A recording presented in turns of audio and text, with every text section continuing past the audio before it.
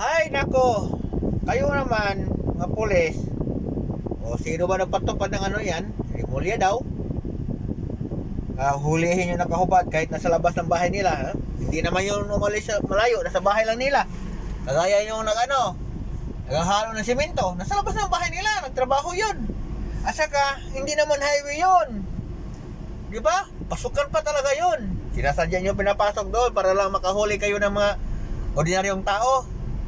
Samantala, ang daming mga kurap, mga buaya, mga kriminal, mga adik, mga rapist, yan dapat ang unahin nyo.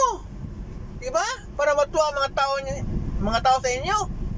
Tingnan nyo ngayon, sa ginawa nyo ng panghuli sa nakahubad na nagtrabaho, nagsimento. Diba? Tinding kayo. Mas lalong sira ang pangalan nyo. Diba? O, itong mga pulis naman, nasisira din mga pangalan ng mga pulis ngayon. Pati yung si Rimulya, di ba? Trending sa Facebook. Di ba? Marami nagko-comment. Magaling lang itong mga pulis na to, itong Rimulya na to, sa mga ordinaryong tao. Pero, sa mga kriminal, sa mga aris, sa mga buhaya, walang nagawa. Hindi na kayo nahihiya niyan. Trending kayo sa Facebook, sa social media, pati sa balita. Anong klase naman yan? Nasa labas ng bahay, naghalo ng simento, nagtatrabaho ang tao, hinuli nyo, tinikita nyo. Maraming mga mas malaking problema ang bansa natin. Kagaya ng mga adik, mga rapist, mga kriminal, mga buhaya, mga nanakaw. Bakit hindi kayo nakatutok doon? Yung mga simpleng bagay lang na ginagawa ng mga ordinaryong tao, yun lang yung tinutuktukan nyo? Kasi yan lang ang kaya nyo, no?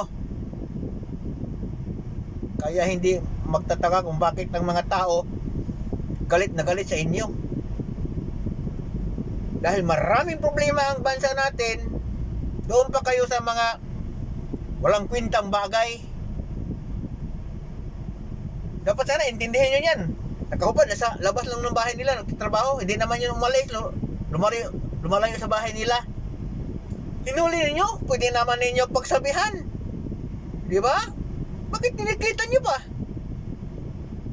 Dala pa kayo ng maraming pulis. Ano yan? Nag-operasyon pa lang sana kayo ng hadruga. Nag-dragon war pa lang kayo, matutuwa pa yung mga tao. Kasi mabawasan yung mga kriminal, mabawasan yung ng rape ng mga babaeng mga bata pa. Tapos yung mga kurap po, yun sanang hinuli niyo. Matutuwa pa mga taong bayan. Kasi di nyo kaya. Ang kaya nyo lang, mga ordinaryong tao lang.